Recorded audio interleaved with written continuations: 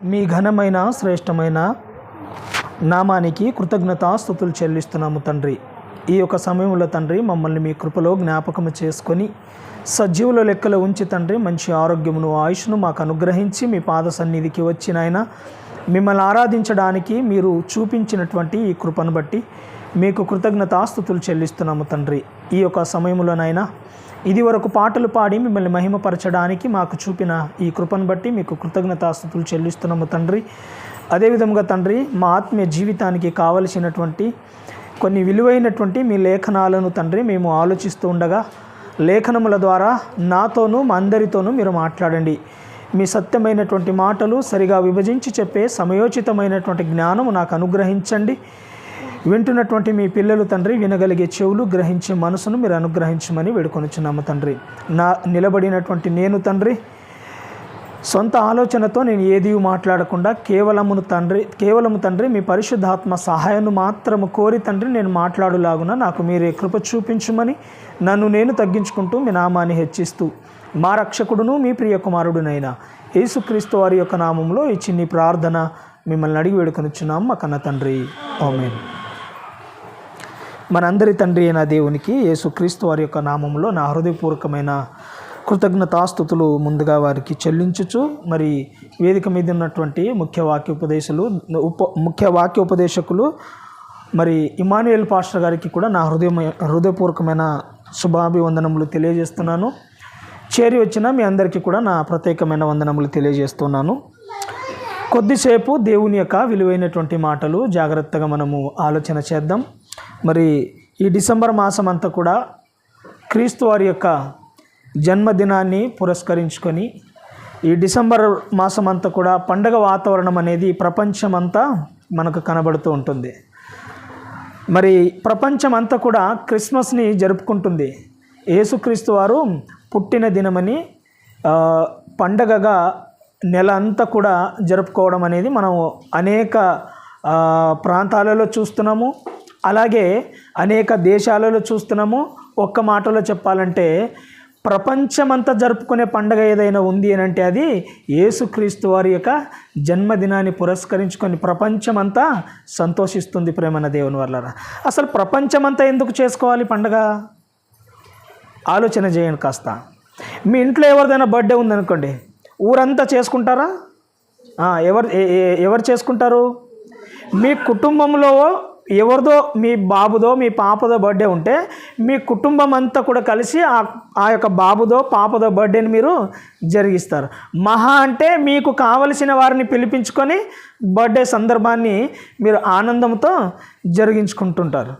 అదే ఒక గ్రామ సర్పంచ్ గారి ఉందనుకోండి, ఆ కుటుంబం మాత్రమే చేసుకుంటుందా? ఎవరు చేసుకుంటారు? గ్రామం అంతా కూడా ఆ సర్పంచ్ గారి యొక్క బర్త్డే సెలబ్రేషను జరిగిస్తారు. ఒక ఎమ్మెల్యే ఉందనుకోండి, ఎమ్మెల్యే నియోజకవర్గానికి సంబంధించిన ప్రతి ఒక్కరు ఆయన గురించి బ్యానర్లలో ఫోటో వేసుకొని ఆయన బర్త్డే సెలబ్రేషన్ చేసుకుంటారా లేదా? అలాగే ఒక సీఎం గారిది ఉంటే, ఒక తెలంగాణ సీఎం గారిది ఉంది అని అనుకోండి, తెలంగాణ స్టేట్ మొత్తం ఆయన బర్త్డేని సెలబ్రేషన్ చేసుకుంటారు. అవునా? పిఎం గారిది ఉందనుకోండి, నరేంద్ర మోదీ గారిది ఉంది అని అనుకోండి కాసేపు. ఎవరు ఆనందిస్తారు? భారతీయులందరూ కూడా ఆనందిస్తుంటారు. ఇప్పుడు నేను అడుగుతున్నాను,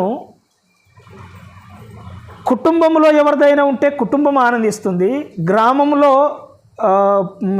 సర్పంచ్ గారిది ఉంటే గ్రామం అంతా ఆనందిస్తుంది, మరి ఎమ్మెల్యే గారిది అయితే నియోజకవర్గం మొత్తం ఆనందిస్తుంది, సీఎం గారిది అయితే తెలంగాణ స్టేట్ మొత్తము ఆనందిస్తుంది.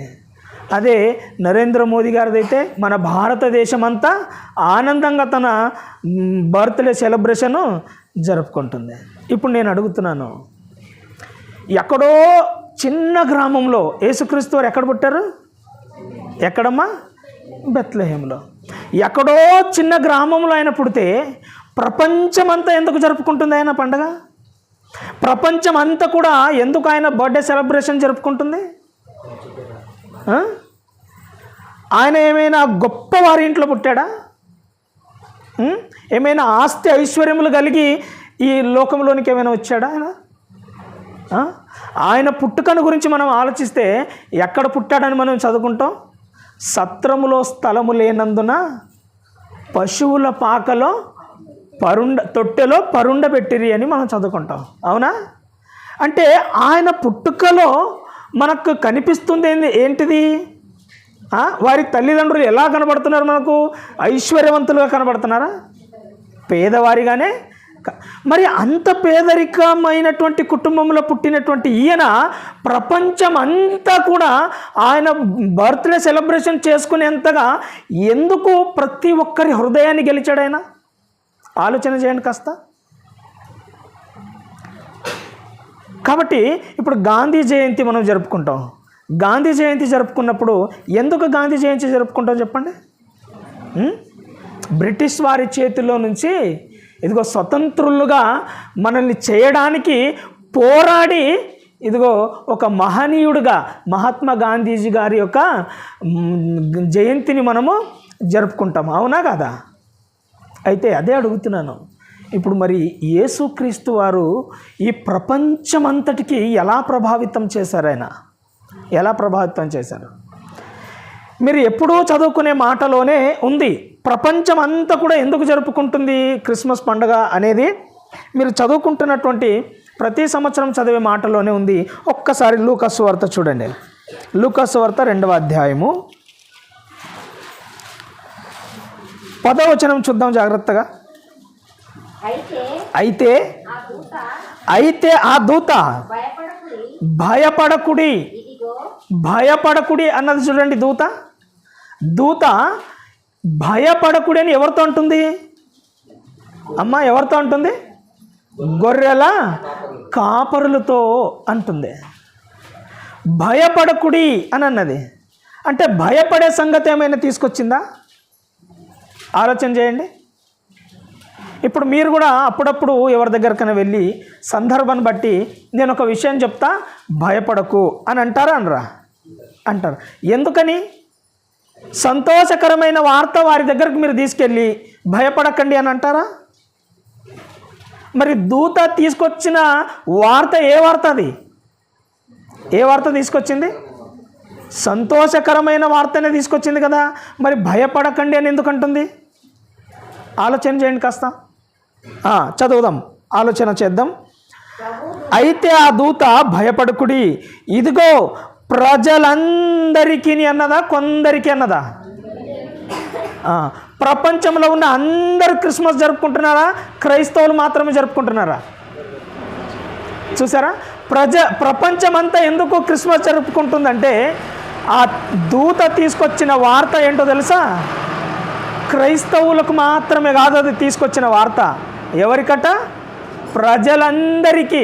ప్రజలందరికీ అంటే రొంపల్లిలో ఉన్న వారికి మాత్రమే వస్తుందా? ఈ ఆరిన నేల మీద బ్రతుకుతున్న ప్రతి ఒక్కరికి వర్తించే మాటే ఆ మాట. ఆ ప్రజలందరికీ కలుగబోవు మహాసంతోషకరమైన సువర్తమానము నేను మీకు తెలియజేయుచున్నాను అన్నాడు. ఏ వార్త అంట? సంతోషకరమైన సువర్తమానం అన్నాడు. సంతోషకరమైన సువర్తమానం అని కింద చెప్పాడు, పైన ఏం చెప్పాడు? భయపడకుడి అన్నాడు. ఎందుకని? తెచ్చింది శుభవర్తమానం అయితే, తెచ్చింది అంటే మంచి వార్త అయితే పైన భయపడకుండి అంటుంది, కింద సంతోషకరమైన వార్త తీసుకొచ్చాను అని అంటుంది. ఆలోచన చేశారు ఎప్పుడైనా ఇలాగా? బైబిల్ చదువుతున్నప్పుడు ఇలా ఆలోచన చేస్తేనే మనకు చాలా బాగా అర్థమవుతుంటుందండి. ఏ వార్త అంటది? సువర్తమానము నేను మీకు తెలియజేయుచున్నాను.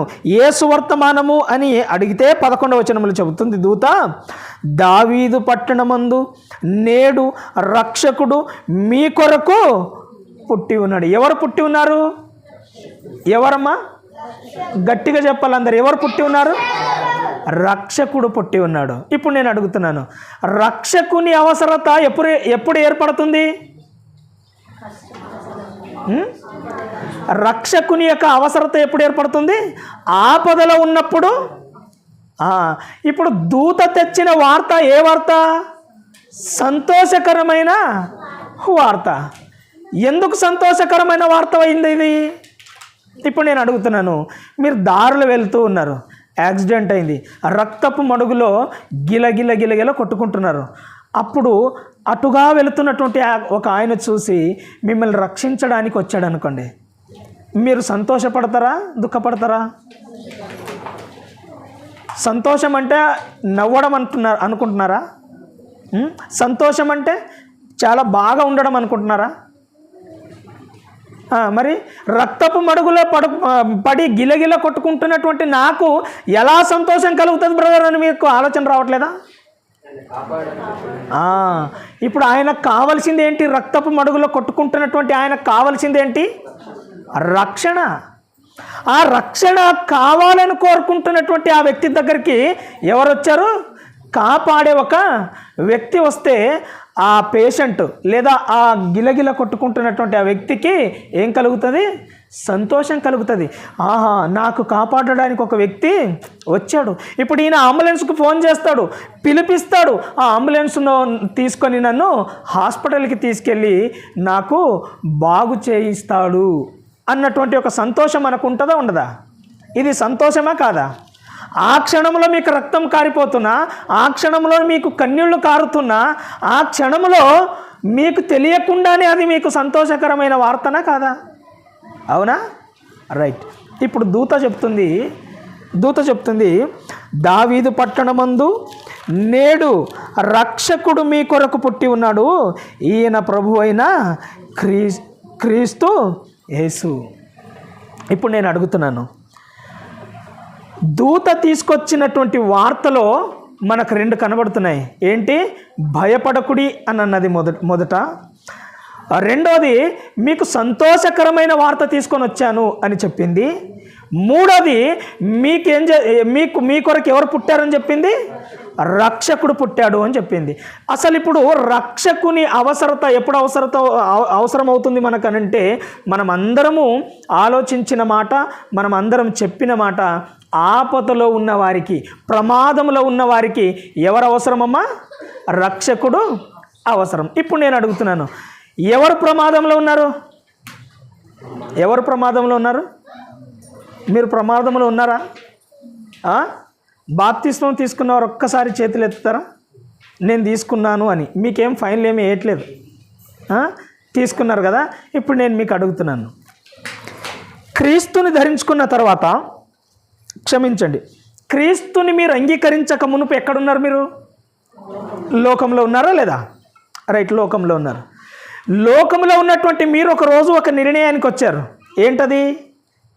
లోకములో ఉన్న పాపము నాలోనికి వచ్చింది గనక, నాకు నా దేవునికి అది అడ్డుగోడుగా ఉంది గనక, ఇప్పుడు నేను నా తండ్రి దగ్గరికి చేరుకోవాలి అని అంటే నాకు అడ్డొస్తుంది ఏంటి? పాపం. అంటే ఈ పాపాన్ని ఒకరోజు మనము ఏం చేసాము? దానిని తీసివేశాము. ఎలా తీసివేశాము? ఎలా? మారు మనసు పొందుకొని బాప్తిస్మం తీసుకున్న తర్వాత మనలోనికి వచ్చింది ఎవరు? పరిశుద్ధాత్ముడు. మనలో నుంచి పోయింది ఏంటి? లోక సంబంధమైనటువంటి జీవితము, పాపం అనేది మనలో నుంచి పోయింది. పాపం అనేది మనలో నుంచి పోయిన తర్వాత మనలోనికి వచ్చింది ఎవరు? పరిశుద్ధాత్ముడు. మరి పరిశుద్ధాత్ముడు వచ్చాడు కదా. ఇప్పుడు నేను అడుగుతున్నాను, బాప్తిస్మం తీసుకున్న వారందరికీ ఆ పరిశుద్ధాత్ముడు నాలో పరిశుద్ధంగా అలాగే ఉన్నాడు అన్నవారు చేతులు ఎత్తండి. ఉన్నారా లేదా? ఉన్నారా? మరి పండగ చేసుకునే అర్హత ఎవరికి ఉంది? క్రిస్మస్ చేసుకునే అర్హత ఎవరికి ఉంది చెప్పండి? ఉందా? మరి పాటలు పాడేస్తున్నాం, వాక్యం వినేస్తున్నాం, వారం వారం బల్లా తీసుకుంటున్నాం. క్రీస్తు లేని క్రిస్మస్ జరుపుకోవడం దేనికండి? ఇప్పుడు మీ ఇంట్లో బాబు ఉన్నాడు, వాని బర్త్డే ఉందనుకోండి, ఇంట్లో అందరు బట్టలు తీసుకొచ్చి వానికి బట్టలు తీసుకురాకుండా కేక్ కట్ చేసే సమయానికి వానికి ఇంటి బయటికి గెంటేసి మీరు గొల్లెం పెట్టేసుకొని మీరు కేక్ కట్ చేసుకోండి. వాడేమనుకుంటాడు అప్పుడు? ఓరి దుర్మార్గులారా, నా పేరు చెప్పుకొని మీరు కేక్ కట్ చేసుకుంటారా అంటాడా అనడా? అదే అడుగుతున్నాను నేను. ఇప్పుడు మనం పరిశుద్ధులుగా ఒకరోజు మారామా లేదా? మరి మారిన తర్వాత అదే పరిశుద్ధత మనలో ఉందా? ఇప్పుడు ఉందా? లేదు. ఇప్పుడు నేను అదే అడుగుతున్నాను, మరి క్రీస్తు మనలో లేనప్పుడు క్రిస్మస్ జరుపుకోవడం ఎందుకు అంటున్నాను నేను. అవసరమా? ఇప్పుడు నేను ఇదే మాట ఇంకో రకంగా అడుగుతాను. ఇందాకే చెప్పాను మీకు, ప్రపంచం అంతా క్రిస్మస్ జరుపుకుంటుంది అని చెప్పాను మీకు. ఇప్పుడు నేను అడుగుతున్నాను, ప్రపంచం అంతా క్రిస్మస్ జరుపుకుంటారు కదా, క్రైస్తవులు మాత్రమే జరుపుకుంటారా, అన్యులు కూడా జరుపుకుంటారా? మరి అన్యులకు నీకేంటి తేడా? అన్యులకు నీకేమైనా తేడా ఉందా? ఏమైనా వ్యత్యాసం ఉందా? ఇప్పుడు నువ్వు అన్యులతో ఏకీభవిస్తున్నావా, క్రీస్తుతో ఏకీభవిస్తున్నావా? నీకు ఎవరితో ఏకీభవించాలని ఉంది? ఎవరితో? క్రీస్తుతోనా లోకంతోనా? క్రీస్తుతోనే కదా. మరి క్రీస్తు ఉన్నాడా? అందుకే ప్రకటన గ్రంథంలో ఆయన చెప్తున్నాడు, ఇదిగో హృదయం అనే తలుపు నొద్ద నించుని నేను తట్టుచున్నాను, ఎవడైనను నా స్వరము విని తలుపు తీసిన ఎడల ఆయన నీతో కూడా ఏం చేస్తాడంట? భోజనం చేస్తానంటున్నాడు ఆయన. కానీ ప్రతి సంవత్సరం మనం ఏం చేస్తాము? వండుకున్న భోజనం అంతా మేమే తింటాము, నువ్వు బయటే ఉండు, మేము లోపలే ఉంటాం అనుకుంటాం మనం. అవునా కదా? అంటే ఇప్పుడు నేను అడుగుతున్నాను, బయట ఉన్న ఆయన డోర్ కొడతాడా, లోపల ఉన్న ఆయన డోర్ కొడతాడా? బయట ఉన్న ఆయనే కదా. అంటే ఇప్పుడు క్రీస్తు బయట ఉన్నాడా, లోపల ఉన్నాడా? బయటే ఉన్నాడు. కానీ మనం మాత్రం సిద్ధపడిపోయాం. ఎవరికి పుట్టినరోజు చేయడానికి? కలిగి ఉన్నదేది ఆయన లేకుండా కలగలేదు. ఆయనకు బర్త్డే చేస్తావా నువ్వు? మీకు చెయ్యొద్దనే నా ఉద్దేశం కాదు, కానీ ఎలా చేయాలి? క్రీస్తును కలిగిన క్రిస్మస్ చేయాలి. అలా చేస్తామా మనం? అలా చేయం. అది ఎందుకు వస్తుంది మనకి? అలా రాదు. క్రీస్తులోనికి బాప్తిస్మం తీసుకున్న ప్రతి ఒక్కరూ ఆయనను ధరించుకున్నప్పుడు ఆయన మనలో కనబడాలండి. అప్పుడే మనం క్రైస్తవులు అన్న పిలుపుకు అర్హులం. ఇప్పుడు సమాజానికి మనం ఏమని చెప్పుకుంటాం ఒక్కసారి చెప్పండి. మీరు ఎవరండి అని అడిగితే మీరు ఎవరండి అని అడిగితే ఏం చెప్తారు? మీరు చెప్తారా లేదా? ఎవరని? క్రైస్తవులు అని చెప్తారా చెప్పరా? ఇప్పుడు నేను అడుగుతున్నాను, క్రైస్తవులు అని చెప్పుకునేటువంటి మనం చెప్పకనే ఏమని చెప్పుకుంటున్నామో తెలుసా? సమాజానికి మేము పరిశుద్ధులమండి అని చెప్పుకుంటున్నాం. ఏం చెప్పుకుంటున్నామమ్మా? మేము క్రైస్తవులము అని నువ్వు చెప్పుకుంటున్నావంటే నీకు తెలియకుండానే నువ్వు ఎవరని చెప్పుకుంటున్నావు తెలుసా? నేను పరిశుద్ధురాలినండి, నేను పరిశుద్ధుండండి అని చెప్పుకుంటున్నారు మీరు. ఈ మాట ఎందుకన్నాను నేను? పేతురు గారు రాసిన మొదటి పత్రిక 1వ అధ్యాయం 14వ వచనం అనుకుంటాను, ఒకసారి చూడండి.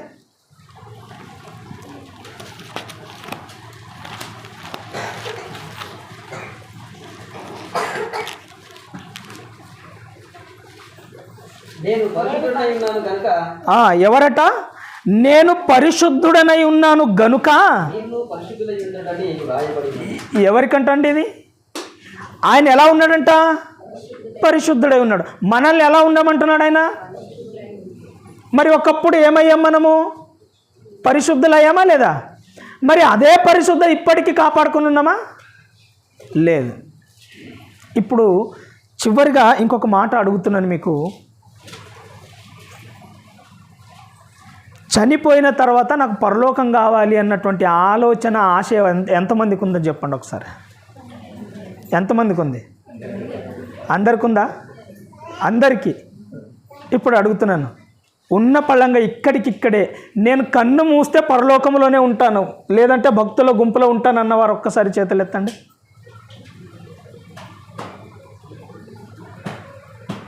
లేక ఇలా ఏమైనా ఆలోచనలు వస్తున్నాయా? మరి ఇంతగానో చెప్తున్నా, మరి నువ్వు వెళ్తావని అంటున్నారా? అలాగేమైనా వస్తున్నాయా? క్రైస్తవ్యం అనేది పూల బాట కాదండి, ముళ్ళ బాట. దాని మీద నడవాలి.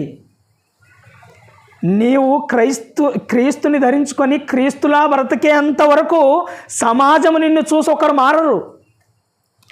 నేను ఒక విషయం చెప్పనా మీకు? బాప్తిస్మం తీసుకున్న మీరందరూ నాతో సహా ఒకరు మారడానికి ఇష్టపడుతున్నా వారికి మారకుండా అడ్డుపడుతుంది ఎవరో తెలుసా? మనమేనండి. ఎందుకు చెప్తున్నానో తెలుసా మీకు? ఒక్కసారి మత్తయి సువార్త 5వ అధ్యాయం అనుకుంటాను, ఒకసారి చూడండి.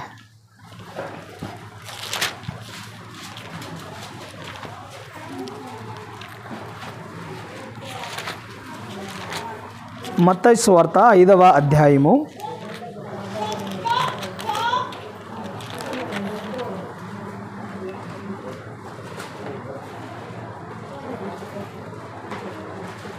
14వ వచనం ఒకసారి చదవండి.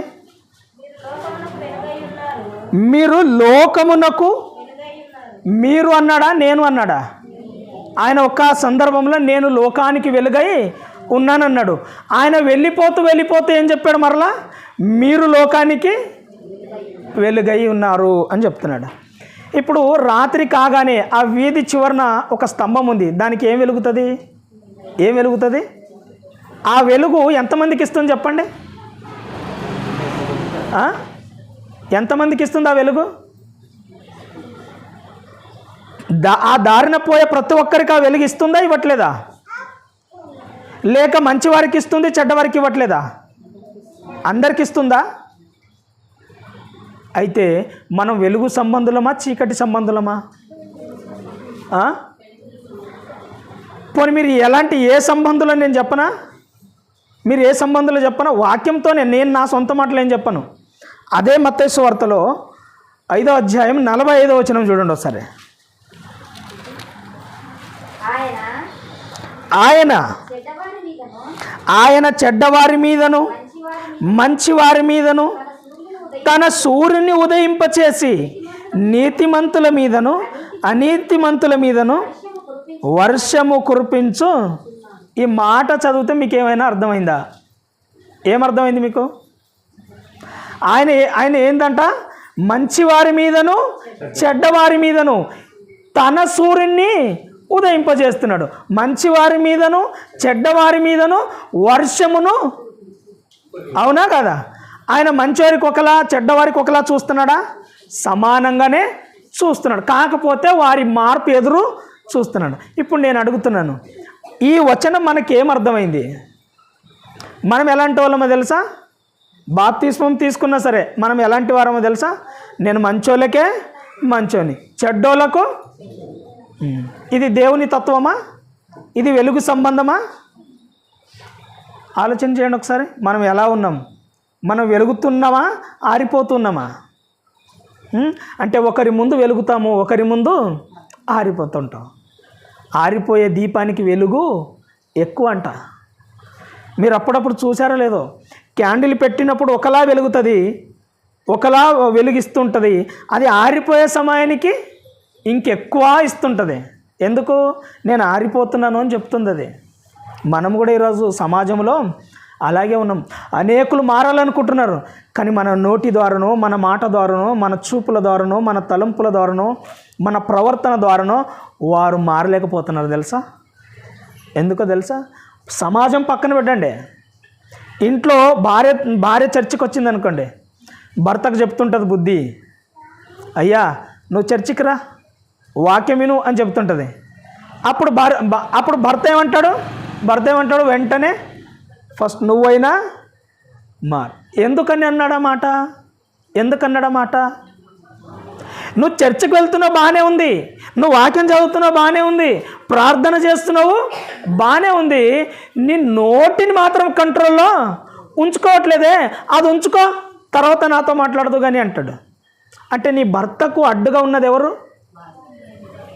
ఇది భర్తకు మాత్రమే అనుకోకండి, ప్రతి సందర్భంలోకి వెళ్ళి ఆలోచన చేయండి అంతే. మనం పని చేసే దగ్గర ఎవరికో మార్చాలని అనుకుంటున్నాం అనుకోండి, వాళ్ళు ఏమంటారు? ముందు నువ్వు మారు, తర్వాత నాకు చెబుదు అంటారు. అంటే ఇప్పుడు లోపము బయటి వారిలో ఉందా, మనలో ఉందా? మనలోనే ఉందన్నట్టుగా కనిపిస్తుంది కదా, మనలోనే ఉంది. కాబట్టి చివరిగా ఒక వచనం చూపించి ముగిస్తాను. లూకాసు వార్త 19వ అధ్యాయము 10వ వచనం చదువుదాం. నశించిన దానిని వెదికి రక్షించుటకు మనుష్య కుమారుడు ఈ లోకములోనికి వచ్చెను. దేనిని రక్షించడానికంట? నశించిన దానిని వెదికి రక్షించడానికి. ఏం నశించింది ఇంతకీ? ఏం నశించింది? నశించిన దానిని వెదికి రక్షించాడు కదా. ఇప్పుడు మీరు రక్షణలోనికి వచ్చారా? ఇంకా రక్షణ తీసుకోకుండానే ఉన్నారా?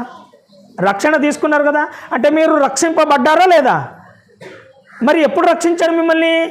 నశించిన దానిని అంటే దేని చేత మీరు నశించిపోతున్నారు? దేని చేతమ్మా? పాపం అనే ఊబిలో గిలగిల కొట్టుకుంటున్నటువంటి మీరు ఆ పాపం అనే దాంట్లో మీరు చచ్చిపోతే నరకాగ్ని గుండములో మీరు వెళ్ళిపోతారు కనుక దాని నుంచి మిమ్మల్ని వెదికి రక్షించాడా లేదా? వెదికి రక్షించడం అంటే ఆయన టార్చ్ లైట్ వేసుకొని వెతుక్కుంటూ వస్తాడు అనుకోకండి. అది వెతికి రక్షించడం అంటే ఎలాగా? మీది రొంపల్లి, అవునా? సార్ది ఎక్కడో కర్ణాటక, మరి నాది ఎక్కడో కర్ణాటక. ఆయన ఎలా వెతుక్కుంటూ వచ్చాడు మీ దగ్గరికి? చూసారా? మిమ్మల్ని దైవ సేవకుల రూపంలో మిమ్మల్ని వెతుక్కుంటూ వచ్చాడు.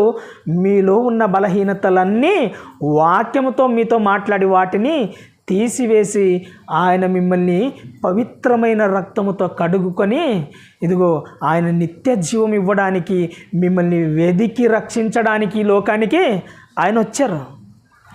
చూసారా? ఒక చిన్న సందర్భం చెప్పి నేను ముగించేస్తాను, వాక్యం అయిపోయింది. ఒక ఇల్లు కాలిపోతుంది అనుకోండి. ఆ ఇల్లు కాలిపోతున్నప్పుడు వెంటనే మనము ఎవరిని సంప్రదిస్తాము? ఎవరిని? ఫైర్ ఆఫీసర్లకు కాల్ చేస్తామా చేయమా? వారికి చేసి వారు వచ్చేలోపు సగం నష్టం జరిగిపోతుంటుంది. వారు వచ్చిన తర్వాత వాళ్ళు మంటలు ఆర్పేసరికి ఇంకాస్త అయిపోతుంటుంది. నష్టపరిహారం కింద మనకు ప్రభుత్వము ఆదుకుంటుంది, అవునా కాదా? పరిహారం చెల్లించి మనకు ప్రభుత్వం ఆదుకుంటుంది. నువ్వు ఏదైతే నష్టపోయావో అది నీకు ప్రభుత్వం ఇచ్చి నీకు కాపాడుకుంటుందేమో. కానీ నేను చెప్తున్నాను, ఈ ప్రపంచంలో ఏ ప్రభుత్వం కూడా నిన్ను రక్షించలేనిది ఏదైనా ఉంది అని అంటే అది పాపములో నుండి రక్షించే ప్రభుత్వం ఏది లేదు.